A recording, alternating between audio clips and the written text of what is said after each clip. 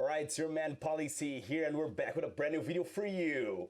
But before that, please make sure to hit that subscribe button below, hit hard the notification button so we know when we have brand new content for you. As always, follow us on Twitch because we stream every Monday, Wednesday, and Friday at 2 p.m. GMT, 7 a.m. PST.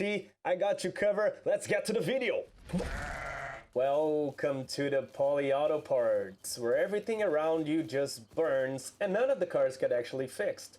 But here, the customer is never right, and me, PolyCamel, is gonna be your host to show you anything you need to know about the new cars in Rust. So let's enter the shop and we can talk a little bit more about it.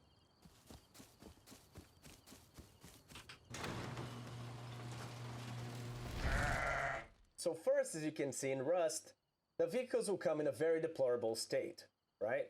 This one is a 2-module chassis compared to this monstrosity, a 4-module chassis, which will allow you to make your own Optimus Prime. Autobots, roll out! But as you can see, it has a lot more space to be way more customized than this tiny little fella. All right? Once you have it on in your garage, you're gonna need to hook it up to electricity, right? And you can lift it up and work on your chassis, right? So now you can see here that now it's highlighted work on a vehicle. If I click it here, it's going to show me the slots available on my vehicle. Since this is an only 2-model vehicle, I only have 2 of them available to me right now. As you can see here, I have the other pieces that will compose the motor of the vehicle and not actually the chassis area. So if you go here, as you can see, these are the handy pieces that will allow us to work on our vehicle the best way we can. Let me just put this out because we don't need that for now, and I can just take these and work on them all together. So let's go over here into our 2-piece body chassis and work on this vehicle right now. So first of all, as you can see, this one is a cockpit with an engine model, right? So we can pop it in. As you can see now that it's not working on the vehicle anymore, that if you jump in and you click over here, it's going to show the engine, right? And it's empty right now, and it only has 70 kilowatts of max power, right? And that will be in perfect conditions. So if we compare this to this outside motor that's on this chassis over here that has 105 kilowatts, that's a lot more powerful. Give you a lot more torque, a lot more grip, and a lot more speed. If we go back into this guy, we can look at the things that we can pop it in the back, right?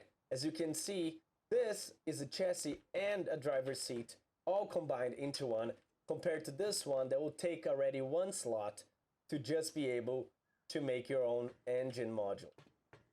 So if we go back here, now on the back to work on this, we have a few other options, right? We can put, let's say, a passenger vehicle model with 2 passengers, but it won't fit our car, or just an armored cockpit, or this one. So let's switch it over here. As you can see now, we can put even 2 wheels on the same car. So you can see the people on the back, they can be like, you know, Maggie from The Simpsons and just pretend that they're driving while you are doing all the hard work, like always, because you have to push your team every time. Fuck. Now, as you can see, besides you having that, you have to come here on the back, you put a little bit of fuel, and we pop the pieces inside the motor right now. So let's do that. Once you pop them in and you jump inside of this bad boy, now the engine light's gonna run. Boom, look at that. And you'll be able to drive it outside. So let's do that for now. Let me open up my garage. Starting to get the nice and pretty model. Morning. Oh, look at our beautiful garage. Yes. It took me a while to paint that.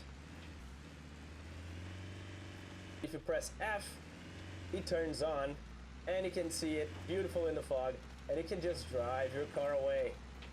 And it has a pretty decent grip, right, on the roads, but once you go off-road, things start to derail a little bit, and that's where things are gonna get fun, I think. I think it's gonna take a little bit of time for them to really dial it down, like they did with the horses, right? So you can actually ride a little bit smoother. But for now, it's what we have and what we have to deal with, and it's okay, right? still testing, they're still gonna have bugs, so let's bear with them for now. Let me just pick up my fuel. Oh, I already have fuel. It's alright. Let's get back into our shop. And we can talk a little bit more about the pieces on this bad boy over here. Right, so this has 4 modules. They're all empty. Well, except for this one that has already an engine on it. But you can even put 2 engines on a car. And now he has superpower. Or 3, maybe 3. I don't even know. I didn't even try that. That's insane. Oh my god, I can't believe you're gonna do that. So, alright, let's plop this bad boy in. Ooh, fancy, nice little armored chassis. Alright, cockpit. And now, let's throw an oiler on the back. Now you'll be able to transport either oil or water back to your base. Fairly safe, I guess, unless people jump you, which I think they would. But it's a nice way to save you a bunch of trips if you're making a farm or something like that. So now, as you can see, both of these are being occupied for the tanker because it takes 2 spaces. Makes sense. Now let's say you want to make a huge van, right? So you drop this in the back, and then now you and the boys can just cruise and drive by everybody on Rust. Well, which is pretty much, I think everybody's going to do, and this is what the cars are going to be actually be made for. Just for people to run people over and do some drive-bys. After all, Rust is a redneck simulator. Not saying that if you are a redneck, you do that, but yeah, you probably do. So if we take these off, right, and we put, let's put a bed in it, and let's put the cockpit back. So as you see now, you can carry your friends if there was just a bag of pig dicks. Yeah, everybody carries a bag of pig dicks on one of these, so you can't be different than your friends.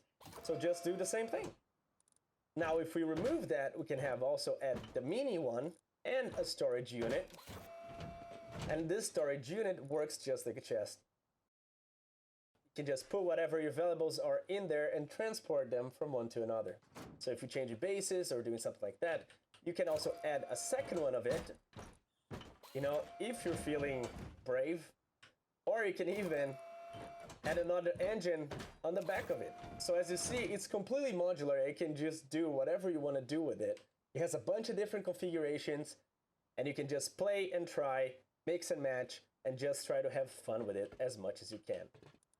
So in here, as you can see, the motor pieces come in 3 different stages, right? The low quality, the medium quality, and the high quality.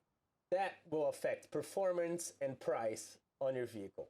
You can find all these parts available for sale at your one and only outpost. So now you can see there's 2 more vending machines. They're dedicated to actually sell auto parts, right? So once you actually plop them in, you're gonna end up with a lot better result on your vehicles. So where do I find these parts if it's not in outpost? Well, let's go outside for a second. Oh, what a beautiful day. The sunlight hurts my eyes. Let's see if we're gonna get lucky. We're gonna find it right away. If not, I think the second one's gonna be. So most of it, the pieces are gonna be here. You open a toolbox, you find pants. A toolbox has bullets. First try. Boom. There you go. So here you can just find it, gather 5 of them, plop it in your vehicle, and you're ready to go. Now let's find some cars. Oh, I think I see one. Be quiet. As you can see, this is the Carus rusticus on his natural habitat. Just by there, feeding by the tree, near a road. All fucked up! Damn, this is a little piece of shit. Look at this tiny ass Suzuki crap. Now this is one ugly car, but I think it's gonna be badass to drive this guy. So this is how you're gonna mostly find them, at least for now. This is in beta, right? So we can see it. It's all busted, needed repairs, fire on the engine, cockpit's all weird, you know, but once you find them and you have the right pieces for it, you should be able to drive. And that's it, guys. That's pretty much it. Let me just pick this bad boy up and we can go for a little stroll.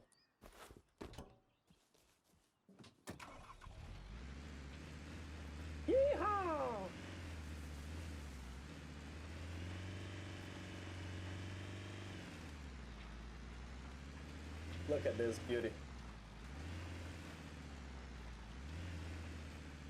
It's almost as fast as walking.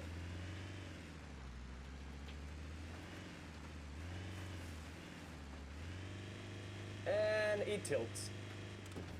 And it tilts back. Oh my god, I'm playing Grand Theft Auto. Now let's go downhill to see if it changes anything. Don't forget to bring a shovel, because apparently you get stuck on the fucking snow. Alright, now this is gonna pick up some speed right now. Floor it, boys! Let's go off-road, because that makes everything a lot more fun. Yeehaw! Yep, it doesn't take down trees, but it's kind of a fun change. It's definitely not subtle, so it's not a Tesla, but hey, maybe this will do the job. And this is it, guys. All you need to know about driving in Rust. Brought you by your one and only PolyC, the camel head, sharp edge buddy, call it whatever you want. But don't forget to support our channel. We streams every Monday, Wednesday, and Friday at 2 p.m. GMT or 7 a.m. PST. I know nobody really cares about time zones, but I hook you up. I got you. Then all you have to do is click subscribe on the YouTube channel, click the notification buttons, follow us on Twitch, drop a subscribe, drop whatever you want, but don't forget, the one and only rule is to share the love. PolyCamel out.